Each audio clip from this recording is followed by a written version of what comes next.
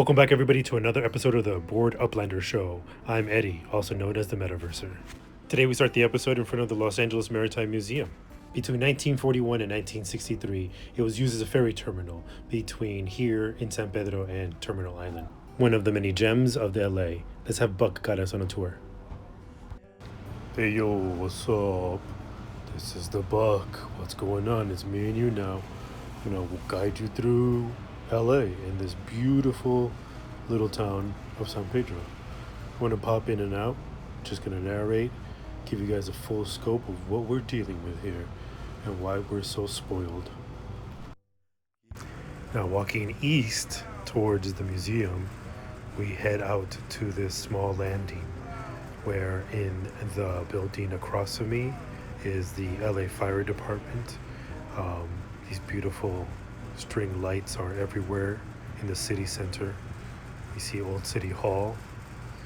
The museum is home to a collection of some of the most valuable model boat and ship creations in the country. As you can see here, it opens up into the port of LA. Honestly, is there anything more LA than those palm trees? We got art on the sidewalk here. Now this is a gem, a brand new build, opened up in 2020. It boasts 2 rooftop decks, 2 swimming pool, and it's right across the street from a local legendary Mexican restaurant. Up on to the left, we have the Crown Plaza, a staple for every tourist center. Now, if you don't know, San Pedro does have one of the 2 cruise ship landing berths in Southern California. Here we have 222 6th Street. It is home to Loyola Marymount School of Art and other offices for the city of Los Angeles. Oh my god, that's my favorite chai spot. Now, here we have a building that is historical. I believe it was considered a landmark back in 2018. It's the old Papadecus Building. We have the San Pedro Brewing Company, the only one in the downtown area. A bunch of bars, Italian restaurants. That's a beautiful mural with San Pedro on it, on that Mexican restaurant. And then Senfuku Sushi. All the outdoor eatery spaces now because of COVID. Yeah, it keeps everybody safe and not dying. Fishing is deep sea fishing is a big thing here. It is. I've seen it. I've gone to it. I've gotten drunk and don't remember coming back from it. I love this garden. That dude is awesome.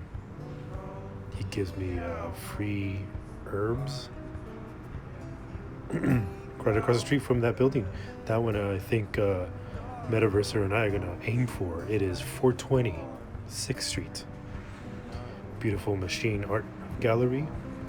More art galleries. Art gallery, art gallery, art gallery. Now this one in particular is pretty cool. It's owned by the guy who created the image for the movie poster Endless Summer. That's his art gallery. Beautiful more murals. This one commissioned just recently, 2017.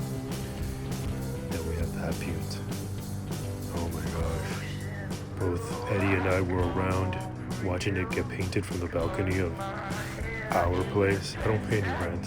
It's still ours. Mom said so. Anyway, here we go. Back out of the alley onto 6th Street. That is Sacred Grounds. Been around as a hippie spot since the 1970s. Movie crews. Oh, those are so annoying. Bright lights. People yelling action. And they don't let me in on the action. Anyway. The Great Warner Grand. This is one of the few remaining theaters that the Warner Brothers Studios built just to show their movies. It was a big competition of the 1940s, 50s, and 60s for movie studios to build as many of their own theaters as possible so that they can cut out the middleman of distribution. Now we're on the corner of Pacific. That's where we are, yeah. And this is my favorite barbershop. I get my hair trimmed here. Eddie gets his beard trimmed there. That big building in the end there. Ooh, yeah, that's a good one. Great parties. The Croatian Cultural Center. Great parties. This is one of those hipster stores that he shops at. Really cool though. Mind you, look at the number and multitudes of eateries and shops just along this road. Look at this one, Raffaello's, that's brand new. They just moved in. Establishment here since the 1950s. One of the old San Pedro families, as they call it, the founding families. Murals and murals and murals. If you're a mural collector like Metaverser and I are, ooh, this is gonna be a boon. A boon. Anyway, Sirens Cafe, great coffee. We're gonna come down 7th Street now. Now, mind you, guys, everybody, have you noticed? Like, we've only gone like 4 blocks. Oh no, yeah, I think we just docked ourselves. You can kind of see where we live. Eddie, come on, stop. Get it. No, don't do that. Now, 7th Street is just covered with art galleries. Each one of these row buildings that extend the whole block are ripe for that yield farming. I hope you all enjoy your yield farming in the city. But we continue. More art galleries. All of these are open every first Thursday of the month for the general public to enjoy. Hey now everybody, I'm going to pop back in for the final part of the video just to say my thank yous and goodbyes. Here's 7th Street, the other side, and I'm going to dip out because I set up a prank for Eddie. Here's my friend, going to give him a mean look, try to scare him. Look at that. That's the look. Get him, boy. Yeah.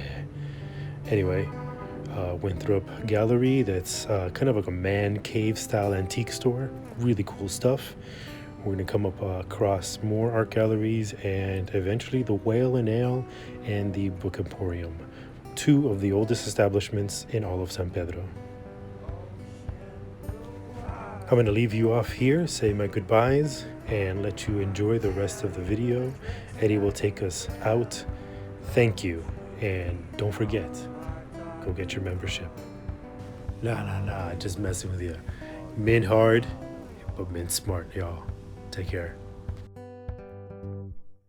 Hey now, welcome back. I hope Buck took care of you all. We did a quick walking tour, about 4-block radius of San Pedro, right around where I live. Here and behind me, we have a great example of many of the great treasures, the Port Town Brewery, coming to Upland very soon. All right, well, we did a very nice walking tour. The sun has come down on beautiful sunny California. I'm here standing in front of my graffiti wall in my little art balcony studio. Quick strategy points. As you saw, a lot of the businesses may be somewhere in the under 10 to just under 20 UP2 sizing, but we may actually get larger parcels because it is one long row. This is what I was trying to get at the other day with our first video, is the strategy for the bored uplander is to know where you're going to go, right? You want to be able to already have an idea that the beach cities, the ports, Hollywood, Beverly Hills, the Palisades, that these are the areas you want to mint. Now, mind you, you might be able to then, send your Block Explorer to whatever other region you may want to, hit secondary and as your third, plan C. But be patient, but be mostly aware of the fact that by the time you get there, everything you might have already wanted, which is like the obvious stuff, will probably be mint out within a couple of days, sell out within couple of weeks, maybe a few weeks. I've heard up to 4 weeks. Possibly. Make sure, as the bored uplander, you have your landmark in the location you chose, and then everything around it. Now, a landmark isn't something necessarily like what Upland would take off the board to auction off later. I mean, we're talking about like local landmarks, smaller landmarks. In Hollywood, for example, the best one I usually like to give is Musso and Frank's. Okay, it's a legendary establishment built during the silent era. You'll be able to maybe pick up a landmark like that, but not the Hollywood Bowl. But then if you're able to, let's say, aim for something like that, then you can begin to spread out. You will be able to get a lot of your flippers, your immediate 5x, 6x, possibly 10x, because everybody's going to go for Hollywood as a collection street or a collection neighborhood. Because again, as I mentioned in episode 1, if you saw episode 1, I mentioned there are 3 parts to Hollywood, maybe 4. Give a better geographical understanding to a tourist. But you do have a North Hollywood, you do have a West Hollywood, and you do have an East Hollywood. Okay, whether they're going to break those up into 3 parts, we'll see. Whether they keep it as one big lot, we'll see. Because if they include North Hollywood, you know what's inside that parcel: Universal Studios and all the other little production companies throughout the surrounding area. But I think they'll use that and then just cut all the way up to the Burbank Airport. Almost cut right across. They probably won't include it because that is actually Burbank proper. LA cuts off at the train tracks on Sherman Way. Now again, I'm giving you insider information like only a local lifestyle page can. Mint hard, but mint smart. This is where you'll be able to, this is where you'll need to be able to be disciplined and researched. Because once you hit your 2nd and 3rd, and if you want 4th spot, because LA is going to be huge, and there'll be a lot more flipping material left for you to pick up. So if that's the case, then know what you're going to get. If we've talked on Discord, chat or voice or whatever, then you know that I stress the value plus investment. It's great to get your flippers. You're going to get that no matter what. But also have a list, a spreadsheet, a handwritten note with whatever you want to that has the information for your lesser known, things that are not tagged on the geo map for upland. So yeah, do have those addresses ready. Type them once you're done with your first one. Type your first address in, see if it's still open or if something around it is still open. And that's the other thing that has to go with your strategy, right? Whatever address you want to get has to have 4 addresses that surround it. Okay, the street behind it, the buttresses behind it, the house that's in front, across the street, next door.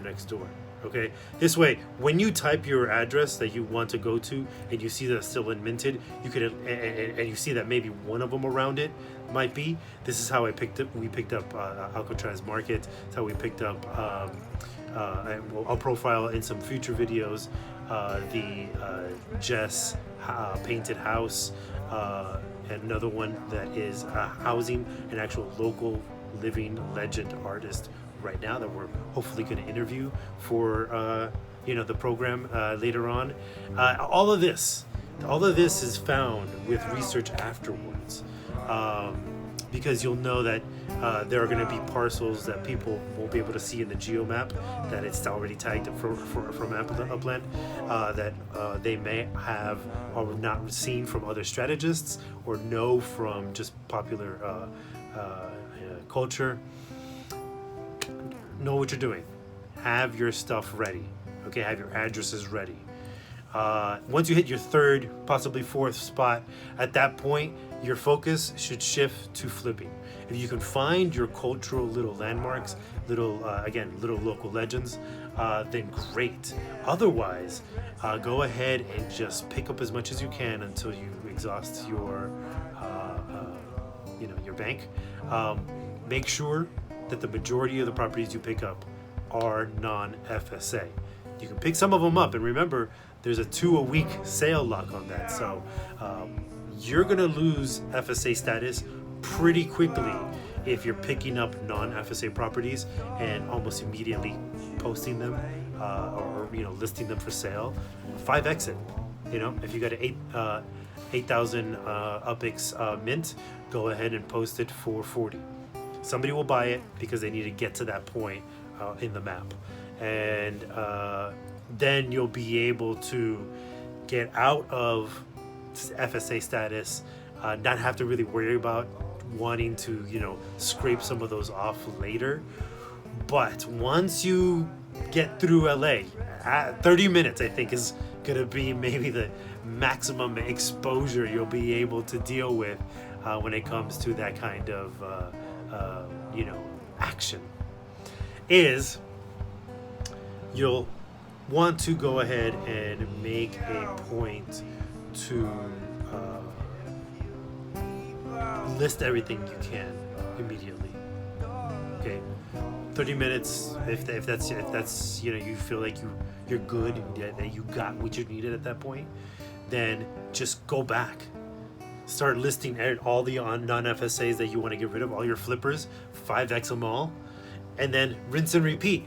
Go back to where you started, or another obvious location spot, and pick up some flippers there if you still have money. Pick up some other local legends that you might not know about because the board is still open and you're Googling or researching still in the middle of it. You'll have time to do all that. Not much time, but you'll have time, especially if you are disciplined at the beginning.